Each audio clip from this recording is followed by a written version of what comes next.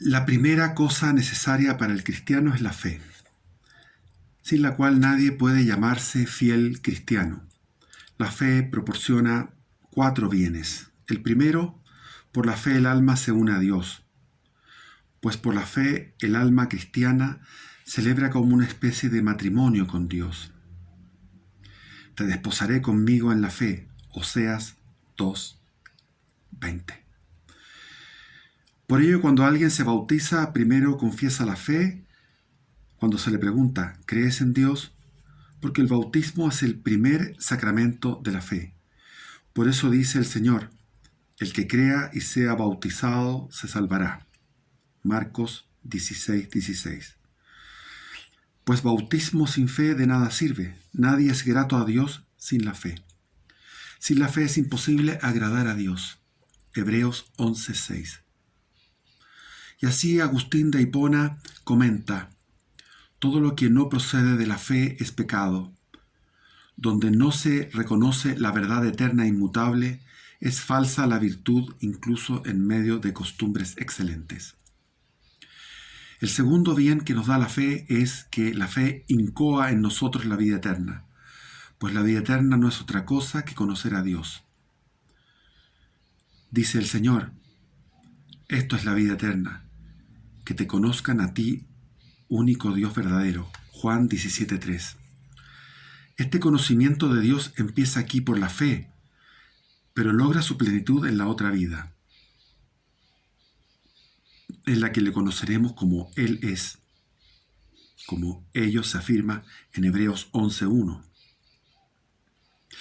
La fe es el fundamento de lo que se espera. Por tanto, nadie puede llegar a la bienaventuranza, que consiste en el conocimiento de Dios, si primero no lo conoce por la fe. Bienaventurados los que sin haber visto han creído. Juan 20:29. El tercer bien de la fe es que la fe dirige la vida presente. Para que el hombre viva bien, ha de tener los conocimientos necesarios para vivir bien. Y si se viera forzado a adquirirlos, todos por medio del estudio, o no lo lograría, o solo tras un largo tiempo de esfuerzo. Pero la fe enseña todo lo necesario para vivir bien. Que hay un solo Dios, que premia a los buenos y castiga a los malos, que existe otra vida, etc. Todo lo cual nos estimula a practicar el bien y evitar el mal. Es evidente, ningún filósofo antes de la venida de Cristo, aun con todo su esfuerzo, pudo saber acerca de Dios y de las cosas necesarias para la vida eterna, lo que después de su venida sabe cualquier viejecilla por medio de la fe. Por eso dice Isaías, la tierra está llena del conocimiento del Señor. Isaías 11:9. El cuarto beneficio que nos da la fe es que con la fe venceremos las tentaciones. Los santos por medio de la fe vencieron reinos. Hebreos 11:33. Esto está claro. Toda tentación procede del diablo, del mundo y de la carne. El diablo te tienta para que no obedezcas a Dios, ni te sometas a Él. Tentación que la fe elimina, pues por la fe conocemos que Él es el Señor de todos y que, por tanto, hay que obedecerle. En la epístola de Pedro 5:8 dice, vuestro enemigo, el diablo, merodea buscando a quien devorar. Resistidle firmes en la fe. El mundo tienta o incitando con la prosperidad o amedrentando con las dificultades. Lo venceremos por medio de la fe, que nos hace creer en otra vida mejor que esta. Por ello despreciamos la prosperidad de este mundo y no tememos las dificultades. En la primera carta de Juan 5:4, la victoria que vence al mundo es nuestra fe. Además nos enseña a creer en males mayores como los del infierno. La carne finalmente tienta empujándonos a los gozos momentáneos de la vida presente. Pero la fe muestra que si los buscamos desordenadamente, perdemos los gozos eternos.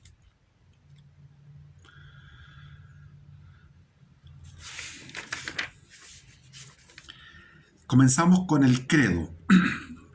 El primer artículo de la fe del credo es lo que recitamos. Creo en un solo Dios, Padre Todopoderoso, Creador del cielo y de la tierra.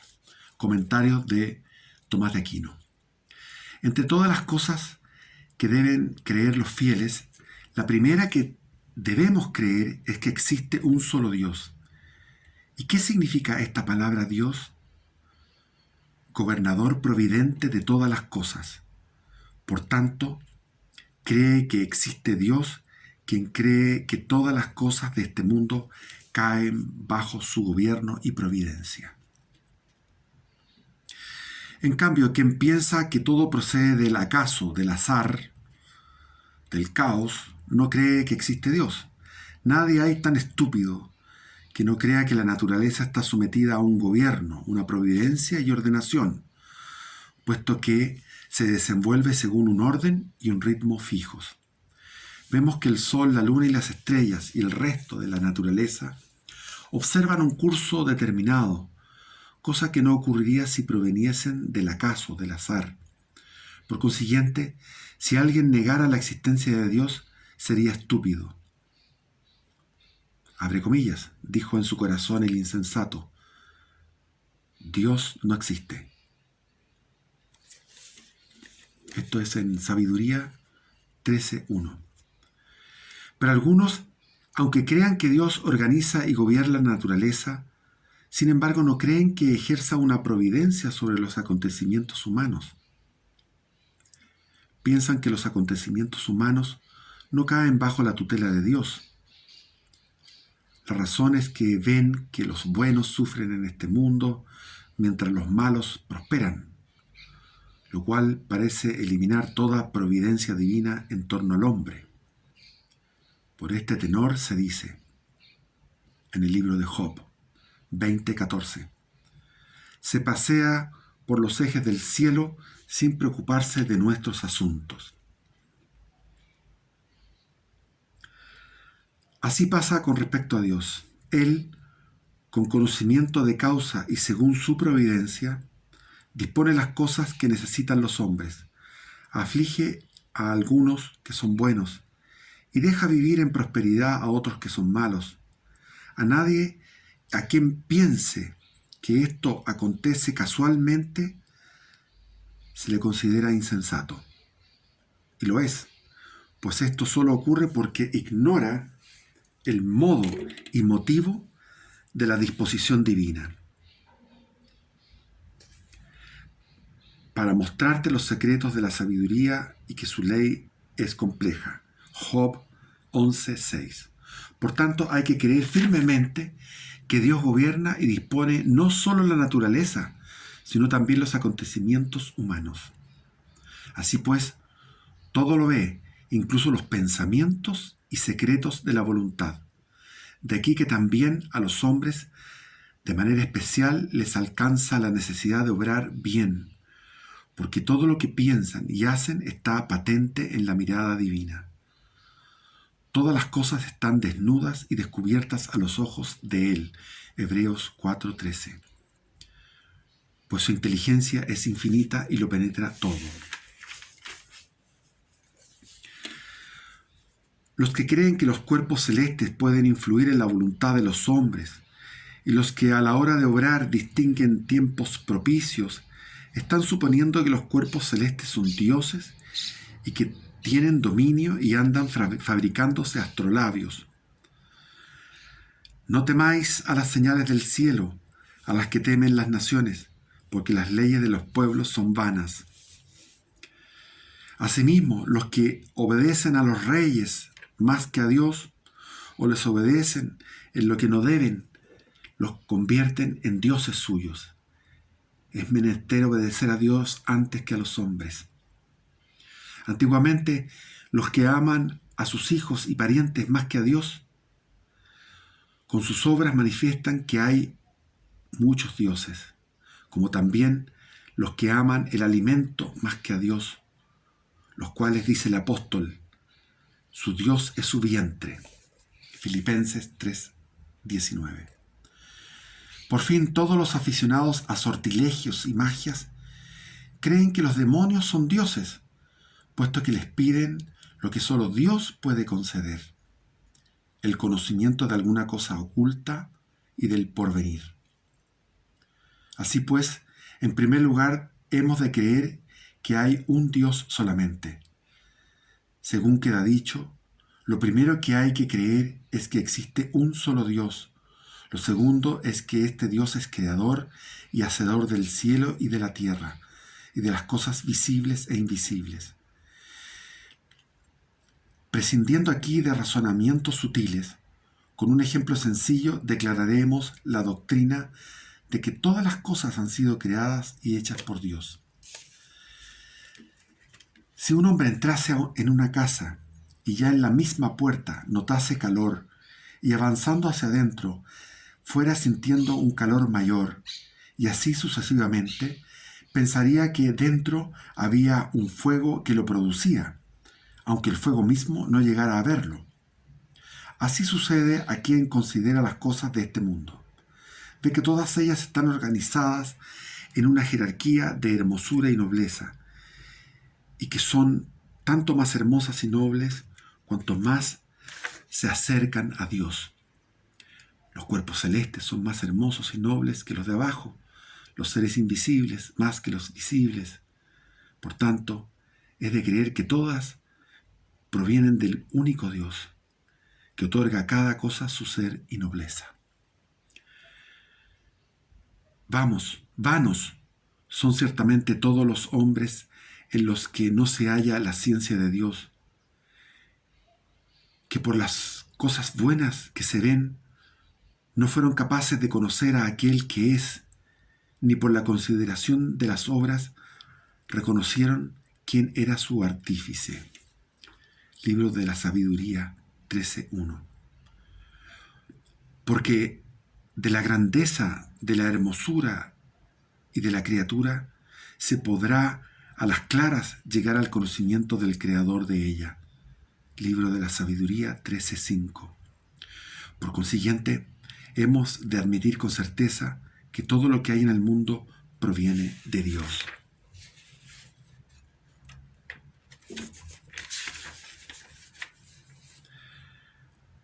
El hacedor supera a sus obras. Si Dios es hacedor de todas las cosas, está claro que es superior a todas ellas. Si encantados por su hermosura las creyeron dioses, reconozcan cuánto más hermoso que ellas es el Señor o su Señor. Libro de la Sabiduría 13:3. Y a continuación, el mismo libro: si se maravillaron de su poder y efectos, deduzcan por ellas que quien las hizo es más poderoso que ellas. Por tanto, todo lo que puede ser comprendido o pensado es menor que el mismo Dios.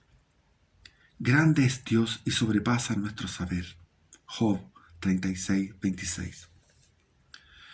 Puesto que Dios es creador de todas las cosas, cuanto somos y tenemos, de Dios procede. ¿Qué tienes que no lo hayas recibido? Corintios 4:7. Del Señor es la tierra y a su plenitud, la redondez de la tierra y sus habitantes todos. Por consiguiente, debemos tributarle acción de gracias. Que retornaré al Señor todo lo que me ha dado. También nos da paciencia en la adversidad, aunque toda criatura proviene de Dios, y porque por este motivo es buena de por sí. Sin embargo, si en algo nos molesta y proporciona una pena, hemos de pensar que tal pena proviene de Dios. Pena, no culpa, porque ningún mal viene de Dios más que el que se ordena a un bien.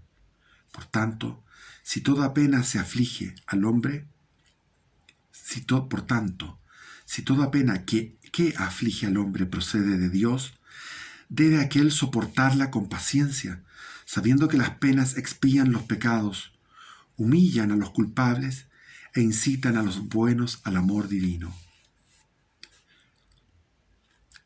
Si recibimos los bienes de la mano del Señor, ¿por qué no vamos a aguantar los males? Job 2:10. Después, la orientación en el recto uso de las cosas creadas, pues debemos usar de las criaturas para aquello para lo que fueron hechas por Dios. Y fueron hechas con dos fines: para la gloria de Dios, puesto que por sí mismo, es decir, para su gloria, hizo el Señor todas las cosas, y nuestra propia utilidad, según leemos en el Deuteronomio 4:19, las cosas que el Señor tu Dios creó para servicio de todas las naciones. Hemos de usar pues las cosas para la gloria de Dios, es decir, de forma que al usarlas le agrademos, y para nuestra utilidad, de tal manera que en su uso no cometamos pecado.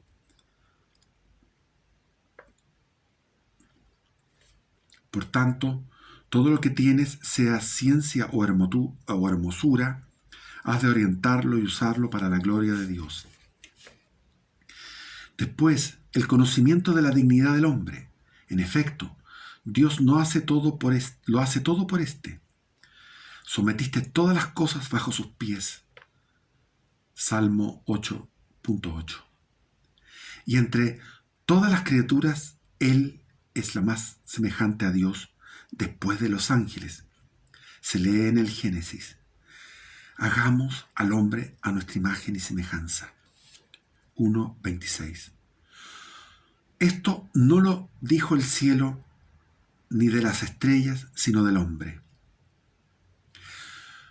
No se refería a su cuerpo, sino a su alma, que goza de voluntad libre y de incorruptibilidad, en lo cual se asemeja más a Dios que a las demás criaturas. Debemos, por tanto, considerar que el hombre tiene una dignidad mayor que las otras criaturas, exceptuados los ángeles, y no rebajar nuestra propia categoría jamás con los pecados y con el apetito desordenado de las cosas corporales, las cuales son inferiores a nosotros y fueron creadas para nuestro servicio. Hemos de mantenernos en un sitio en que Dios nos puso. Dios hizo al hombre para que dominase todas las cosas que hay en la tierra y para que estuviese sometido a Él. Por consiguiente, debemos dominar y mandar en las cosas, y someternos, obedecer y servir a Dios. Con ello llegaremos a gozar de Él, cosa que Él nos conceda. El segundo artículo del credo dice solemnemente: creo en Jesucristo, su único Hijo, nuestro Señor. Comentario de Tomás de Aquino. No basta a los cristianos con creer en un solo Dios, creador del cielo y de la tierra y de todas las cosas, sino que además es necesario que crean que Dios es Padre y que Cristo es Hijo verdadero de Dios. Esto, como dice San Pedro, no es una fábula, sino algo cierto y aseverado por la palabra de Dios en el monte. Porque no os hemos hecho conocer el poder y la presencia de nuestro Señor Jesucristo siguiendo fábulas ingeniosas, sino después de haber contemplado con nuestros propios ojos su majestad, porque recibió de Dios Padre honra y gloria cuando descendió a Él de la magnífica gloria una voz de esta manera, y dijo: este es mi Hijo, el amado, en quien yo me he complacido, escuchadle. Y nosotros oímos esta voz venida del cielo, estando con Él en el monte santo. Segunda epístola de Pedro, capítulo 1, 16 al 18. Se refiere, Pedro está contando aquí la experiencia de la transfiguración en el monte. Luego se enumeran aquí una serie de am, herejías que nos alejaríamos mucho en describirlas. Vamos a describir una que es la más famosa, que es la herejía de Arrio. Arrio sostuvo que Cristo existía antes de la Santísima Virgen y que una es la persona del Padre y otra es la del Hijo. Sin embargo, sentó acerca de tres afirmaciones. Primera, que el Hijo de Dios es criatura. Segunda, que no existe desde toda la eternidad, sino que fue creado en el tiempo por Dios como la más noble de todas las criaturas. Es decir, como una especie de primer ministro, por decir algo así. Tal rey que sería Dios Padre y primer ministro sería como la criatura más espléndida. Bueno, también esto es erróneo, dice Santo Tomás, y contrario al testimonio de la Sagrada Escritura. En ella se dice, comillas, el Padre y yo somos una sola cosa, en el Evangelio de Juan, capítulo 10, versículo 30. A saber, en cuanto a la naturaleza, por consiguiente, así como el Padre existió siempre, así también el Hijo, y como es verdadero Dios el Padre, el Hijo igualmente lo es. Con razón, pues, donde afirmaba Arrio que Cristo es criatura, contrapusieron los padres en el símbolo, Dios verdadero de Dios verdadero, en un concilio. Dijeron los padres, los patriarcas antiguos, los padres de la iglesia, dijeron Dios verdadero de Dios verdadero, sobre Cristo, donde afirmaba que no había existido desde la eternidad, sino comenzado en el tiempo. El concilio decía, no fue engendrado, no creado. Eso lo dice Pablo en una epístola, donde afirma que si no es de la misma naturaleza que el Padre, el concilio refutaba, de la misma naturaleza que el Padre, cuando se decía que no era de la misma naturaleza. Así pues, está claro que hemos de creer que Cristo es unigénito de Dios y verdadero Hijo de Dios, que existió siempre juntamente con el Padre y que una es la persona del Hijo y otra la del Padre, y que es de una misma naturaleza que el Padre. Todo esto lo creemos aquí por la fe y solo en la vida eterna lo conoceremos por visión perfecta. Entonces aquí da una explicación que me parece muy buena y espero que pongan atención a lo que viene ahora. Así dice, las cosas que son diversas tienen diverso modo de generación. La generación de Dios es distinta de la de los otros seres. Por tanto, no podemos rastrearla, sino es considerando la generación de aquella que entre las criaturas más se asemeja a Dios. Ahora bien, según dijimos anteriormente, nada hay tan semejante a Dios como el alma humana. En esta, el modo de generación es como sigue. El hombre piensa algo en su alma. Esto se llama concepción mental. Tal concepción se origina del alma como de un padre y se llama palabra mental, o si se quiere, palabra del hombre. El alma, pues, al pensar, engendra su palabra en el interior. De la misma manera, el Hijo de Dios no es otra cosa que la palabra de Dios. No una palabra pronunciada al exterior, que es pasajera, sino una palabra concebida interiormente. Por eso, la palabra de Dios es de una misma naturaleza que Dios e igual a Dios. Y así, San Juan, al comenzar su evangelio, habla de la palabra de Dios, desbarató las herejías. Por ejemplo, la primera herejía, cuando dice, en el principio existía la palabra. En la segunda herejía, cuando dice, y la palabra estaba junto a Dios. Y la tercera herejía de Arrio, cuando dice, y la palabra era Dios. Esto es Juan, capítulo 1, versículo 1. Con todo, de una manera está la palabra en nosotros, y de otra en Dios. En nosotros nuestra palabra es un accidente. En Dios la palabra de Dios es lo mismo que Dios mismo, puesto que nada hay en Dios que no sea esencia de Dios. Como un artista realiza sus obras mediante el modelo que ideó en su mente, modelo que es palabra suya, así también Dios hace todas las cosas con su palabra como modelo. Juan 1:3. Por medio de la palabra se hizo todo. Si la palabra de Dios es el Hijo de Dios y todas las palabras de Dios son como imágenes de esta palabra, debemos en primer lugar oír gustosamente las palabras de Dios. Oír con gusto sus palabras es señal de que amamos a Dios. En segundo lugar, debemos creer las palabras de Dios, pues como consecuencia de esto mora en nosotros la palabra de Dios, es decir, Cristo, que es la palabra de Dios. Para que Cristo more por la fe en nuestros corazones, Efesios 3:17. La palabra de Dios no habita en vosotros, Evangelio de Juan 5:38. En tercer lugar, es preciso que meditemos continuamente la palabra de Dios que habita en nosotros, porque es necesario no solo creerla, sino meditarla.